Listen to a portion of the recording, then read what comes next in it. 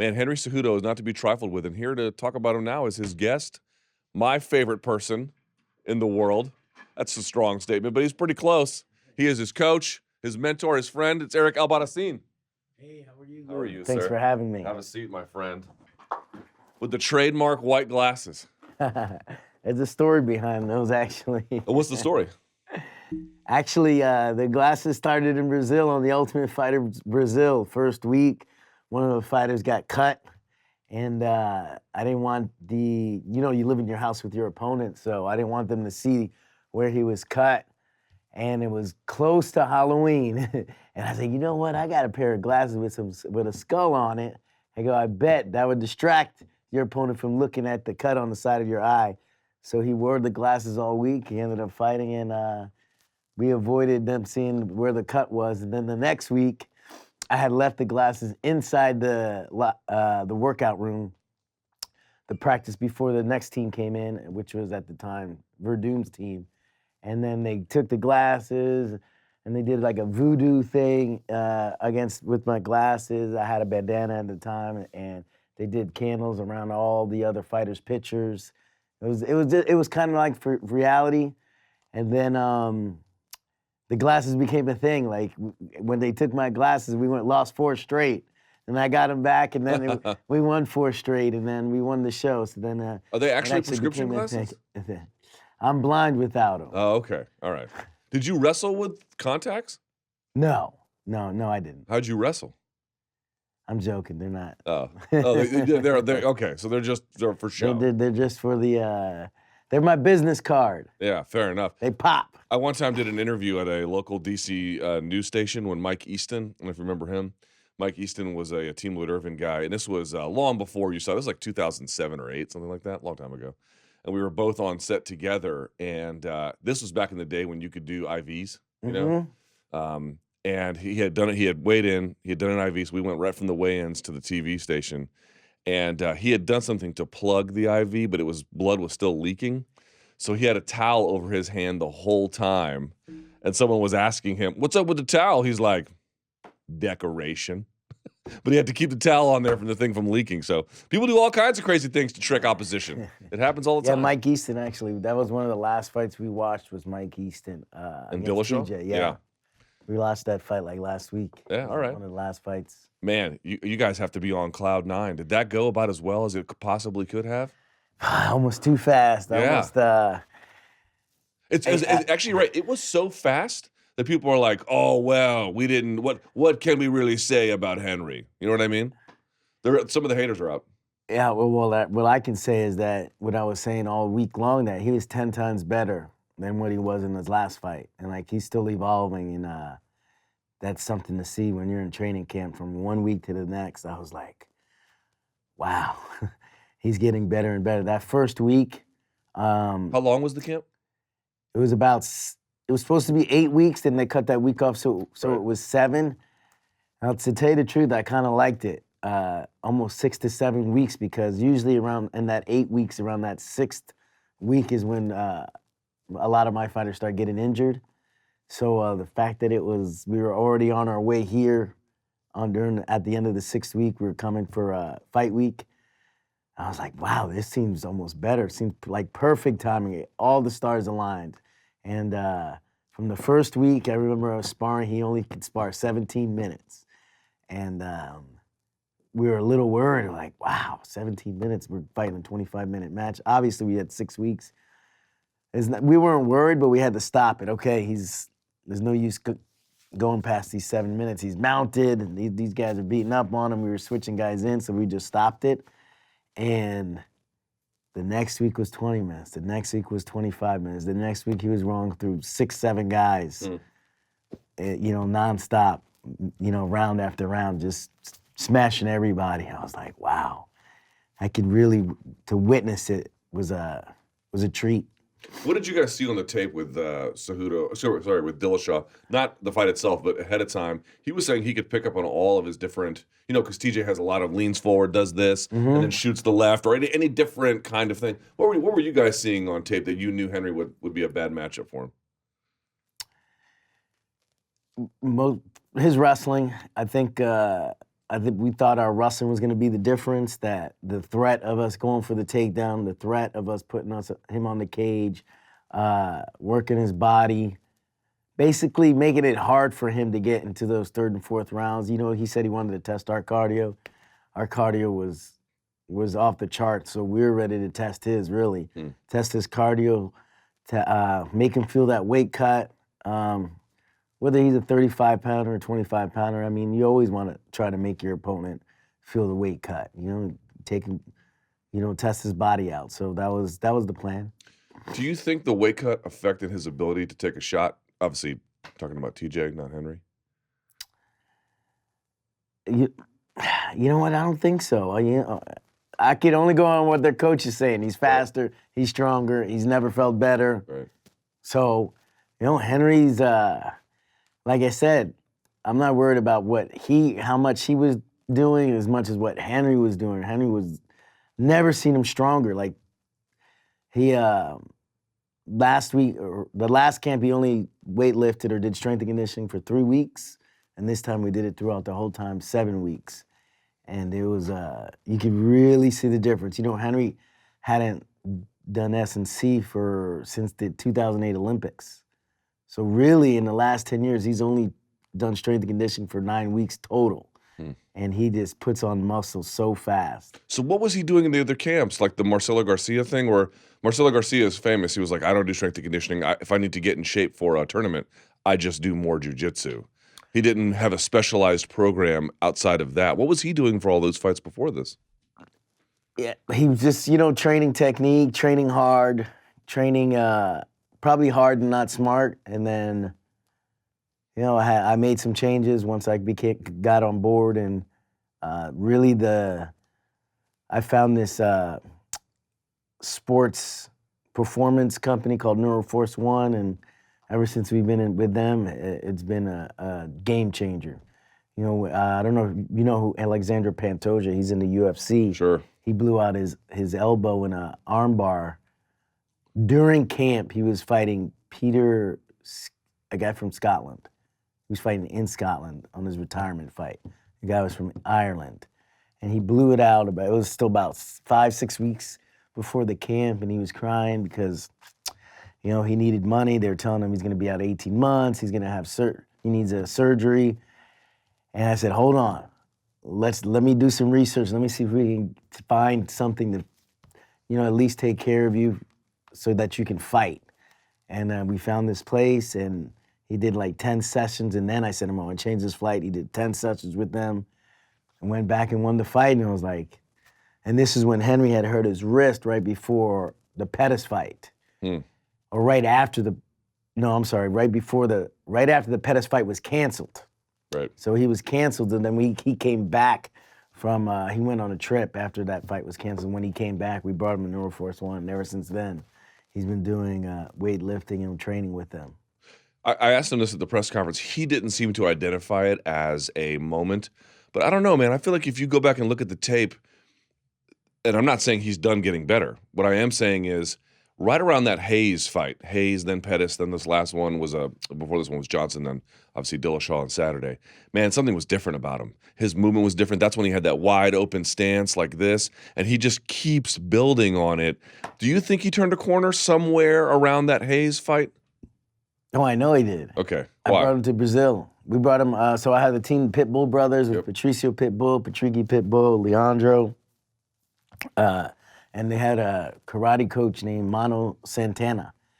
And really how it went down was, it's funny, I always tell this story, is that it kind of started with wrestling. So I finally got Patricio and Henry together. After years of training both of them separately, I got them together and we brought Patricio to the Olympic Training Center. So in Colorado Springs, shout out to the Olympic Training Center, USA Wrestling. We all came and trained there. And, you know, I threw him to the wolves early, Patricio. So he's going against Olympians and stuff in the room. So after about a couple weeks of that, his shoulders were shot. So he said, Eric, my shoulders are shot. I can't keep up. And I said, well, what do you want to do? He's like, well, let's try kicking. Maybe I can kick. If my shoulders are shot, let's try kicking. So I said, okay, let me get one of these Olympic Taekwondo coaches to help you. And then it started like that. And then from Olympic Taekwondo, when he went back to Brazil, it evolved into he had a karate kid on his team who said, "Hey, let me introduce you to my coach." He's the number one. He's the head for I believe for Brazil, for the karate team, Team Brazil's karate team. His name is Mano Santana. So then he started training Patricio. Then when Patricio beat Benson Henderson, that's when Henry paid attention because he was like, "Man, Eric, you shouldn't let Benson Henderson's too big for Patricio." And then he paid attention and watched this fight. He's like, "Wow, that style. I like that style. I like his attitude, how aggressive he is. I like the wide stance, his arm."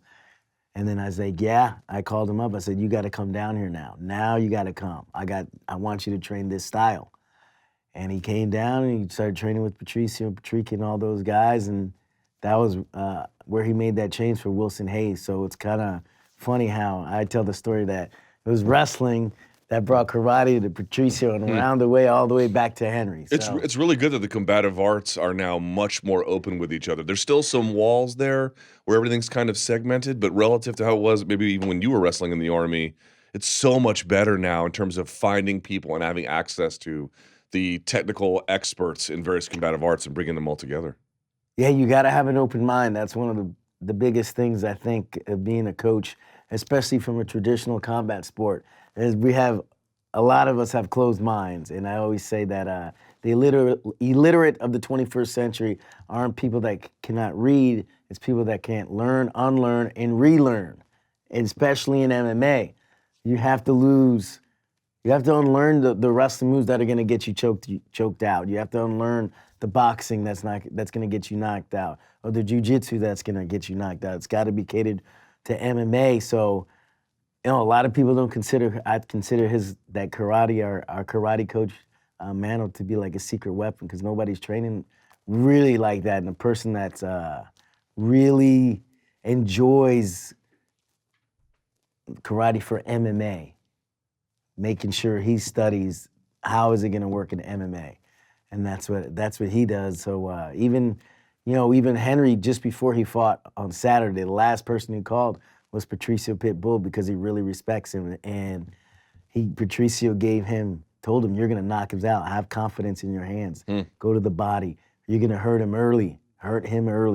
And soon as TJ switched stances, Henry hit him to the body, and then he hit him to the head. It was 30 seconds, but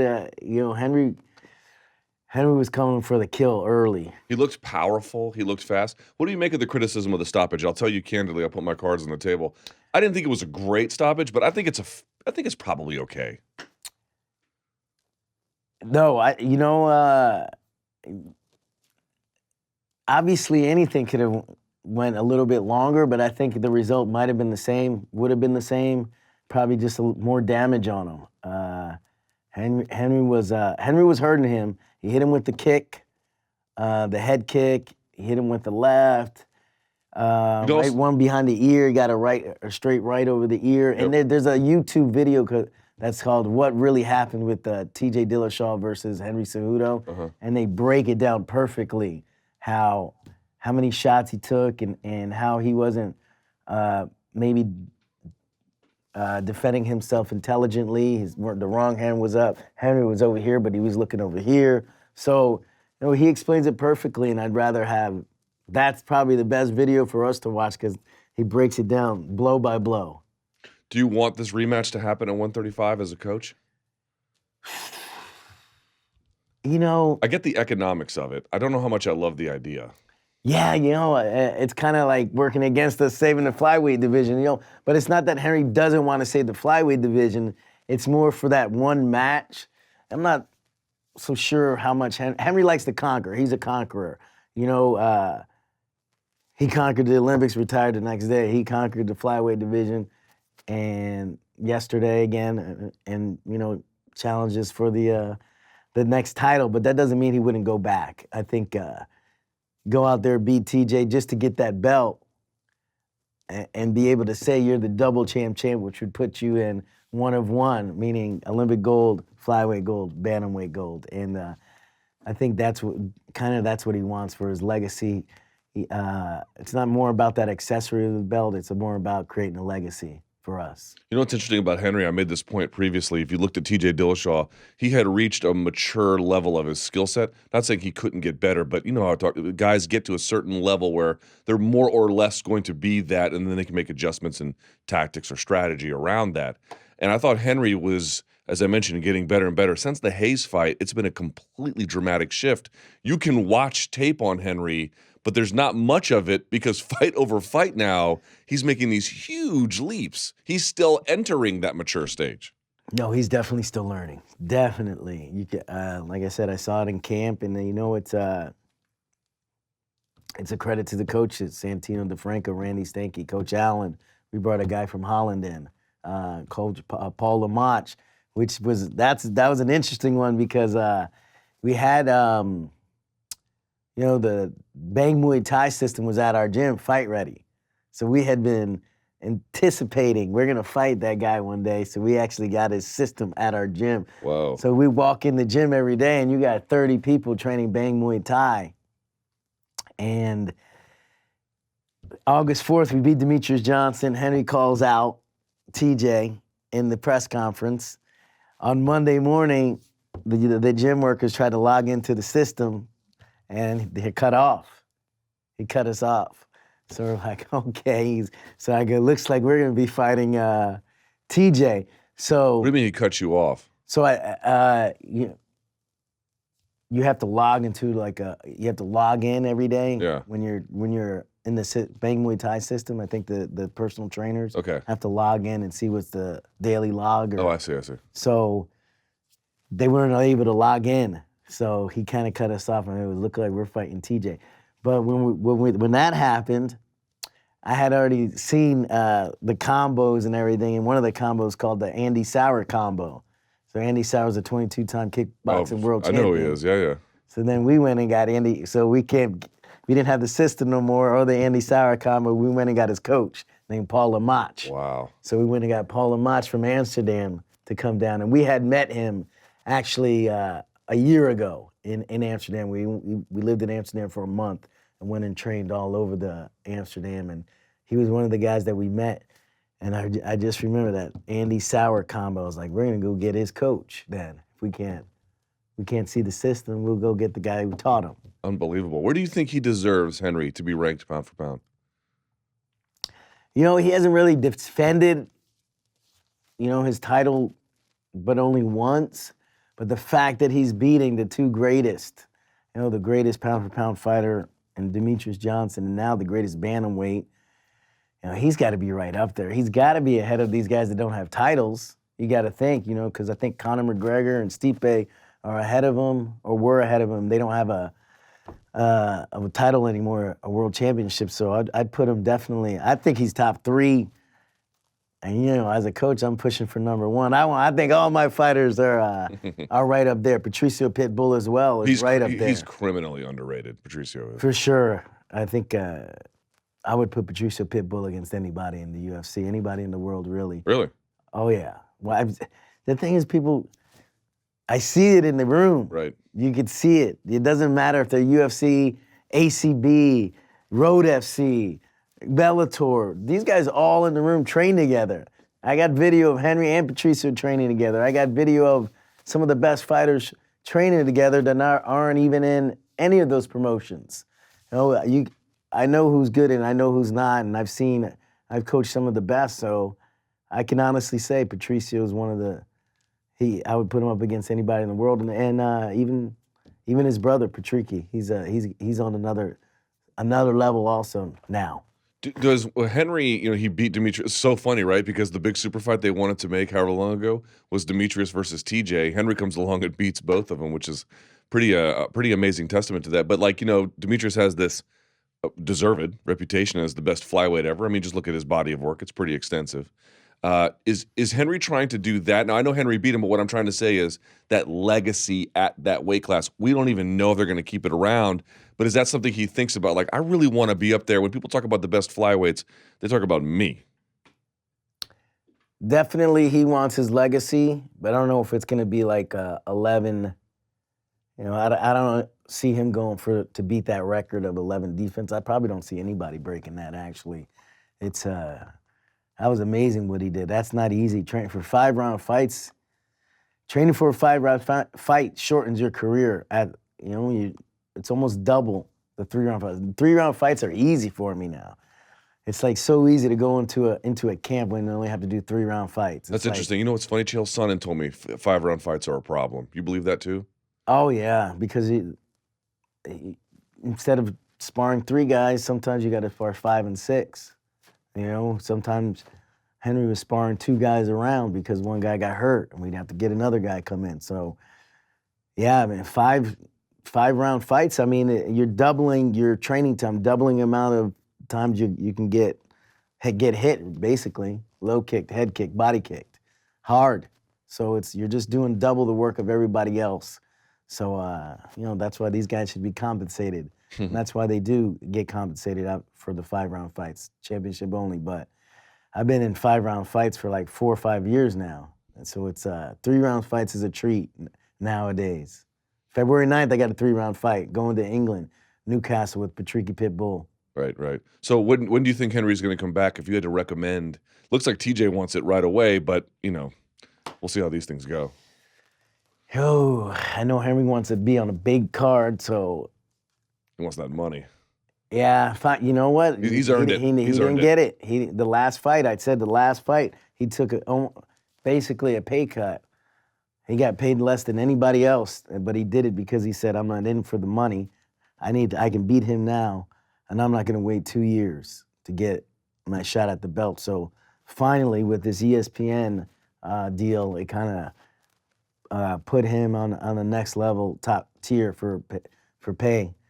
So he's getting good. He's getting paid now. But I would say maybe International Fight Week. That's a big one. Mm-hmm. If we can get on a big card, I think Henry's one of the money fights now. I think that not only did he save the flyweight division, he created the Cejudo weight division. Who wants to come down from 150 pounds or less? Come on down and fight the champ. Last question about this, because we got to keep things moving. But it's interesting you mentioned that. I was wondering. It's like you saw the response. Now ESPN did a really good job promoting this card. I thought they really got after it. I don't know if you saw, they had the highest rated shows in the last 5 years, essentially, on cable for the UFC, and they added 600,000 subscribers on ESPN Plus. It's interesting. People were telling me, who was I talking to? Joseph Benavidez told me this. He was like, not that he was like, "Oh, I'm so thrilled Demetrius lost," but now that Demetrius is not there, some of these other personalities at flyweight will get a chance to show who they are. Dude, Henry, I saw him at the Latin Grammys telling people he was single on stage, right? And he got an award from Pau Gasol. I remember this explicitly. You were there? We were watching. I was watching with my in-laws. I was there. And because I didn't know the word at the time for single was soltero, I believe. Soltero, that's right. And he was saying he was single, and I asked my wife because she giggled. She's like, "Yeah," he says, "I'm single." Right? Just getting out there, just showing personality and doing it in 2 languages. And you have to wonder, like, Demetrius has his own thing and he's enormously accomplished, but I kind of think that Henry might be able to prove that these littler guys can be pretty popular. We have to see, but I have a hunch it might be possible. Oh yeah, did you see him at that press conference with that viper snake, and he was wearing the gold snakeskin jacket? The jacket I liked, the viper wasn't for me. He's just trying to make sure people tuned in. No, he was doing his job to help save the flyweight division. And I remember that 2008 thing like it was yesterday, because we met, I think Julio Cesar. No, the guy who just fought Pacquiao. Broner? No, not the guy who just fought him. Oh, Matisse. Lucas Matisse from Argentina? The guy who knocked him out a few years ago. I'm sorry. He fought him like 5 times. Manuel Marquez. Manuel Marquez was there, and we had a good time there. He met the guy from Blood In, Blood Out, which is one of Henry's favorite movies. We used to watch it all the time when we had no TV. We'd put top in this DVD. So we watched Blood In, Blood Out like 30 times in 1 month because we had no TV and or no cable. And then we met the guy named El Mero Mero that time. And yeah, even back then he had personality. Like you said, he's I'm single, trilingual, and ready to mingle from from Monday to Domingo. Yeah. I think that's what he said. That's So, amazing. yeah, he's definitely got the. I think he could be the face of the UFC. I mean, who else has an Olympic gold medal, can speak 3 languages, and you know, it takes on big challenges. Takes on huge challenges. He'll take on. I could see him even going up to 45. But you know, it would be it would have to be like a perfect matchup. We don't want you know, to get crazy like the other team was talking about. Yeah, Holloway is big. Yeah, Holloway. I'm thinking more like one super fight or something. Yeah. Coming up, going up there, somebody that's a good matchup for him.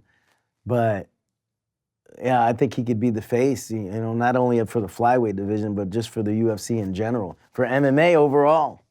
Well, you know what I got to say? Part of the reason why he's successful is because he's majorly talented. The other reason is why he's got great coaching staff, man. You can just see it around him. He's had a big change. You're a big reason for that. So I know you guys don't want to pat yourselves on the back too much, but I'll do it for you. You guys did a great job getting him ready. Again, all credit to him for doing all that work himself, obviously. But it takes a team to get somebody that talented ready for that event, and everybody did. So I take my hat off to you guys. Well done. Yeah, thank you. You know, I used to remember, because when I was coaching at Tino Guerra, we had Anderson Silva, Junior Dos Santos, and I remember Anderson used to have an entourage of like 30 guys, and I'd be there at the fights like, wow, man, this is way too much. And sure enough, as we get closer to the last 2 fights, we're rolling like 20 deep. Yeah, y'all had a squad out 20 there. 20 deep in it. They all have a specific role. Each one of them have a role. One is social media, one is his nutrition, one is his strength and conditioning, one is stretching. You know, one guy is, you know, everybody has a role, and it's awesome to see us as a cohesive unit. Yeah, we even brought in a team leader, Dave Zowine, to manage it, because the last time it was almost too much for me, almost. We got it taken care of, but I was like, I need somebody to help me with the stuff that doesn't have to do with fighting. And so he came in and helped out a lot with that. We had team meetings every day. It was like the military, man. Monday morning, team meeting. Tuesday morning, team meeting. Right. Friday, video conference and video challenge. I had the owner of the gym, or the team leader, he was calling from Portugal. You know, 9 hours ahead. He was calling before practice and after, and getting updates. So it was probably one of the best camps I've ever been a part of, or ever was in charge. It was definitely this last camp, and I saw it. I saw it going into that 6th week. I've never ever have I seen Henry so confident, so calm, so composed, and I was like, wow, Henry he was happy. He only. Not even cutting weight, he really didn't get hangry or cranky. It was just like, man, I've just never seen him like this. And I was like, it's gonna be a massacre. We're gonna go out there and destroy, and you know, that's what he did. Certainly did. All right, my man Joe, if Joe wants to come in here, we gotta move this along. I really appreciate you coming in studio, man. Next time you're in New York, you have an open invitation here. For sure. How about that? Thank you for having me. This is I want to congratulate you. Last time I was here, it was Ariel Helwani, and you're here, so that's awesome. And Colombia. Look, we represent. I'm Colombia, you know, a Colombian coach. My dad was born in Colombia, so I think it's interesting. A Colombian coach, half Colombian, has one of the greatest fighters in combat sports history. It really does. And by the way, my producer's full Colombian. How about that? Awesome. Danny back there. Not Joe. Joe is our typical white trash, you know, nothing. But Danny's cool. All right, we got to move along. Eric, my friend, congratulations on all your success. Thank you so much. I really appreciate it. And next time you're in the city, come on by. Thank you. Will do. Take care. Let's do that.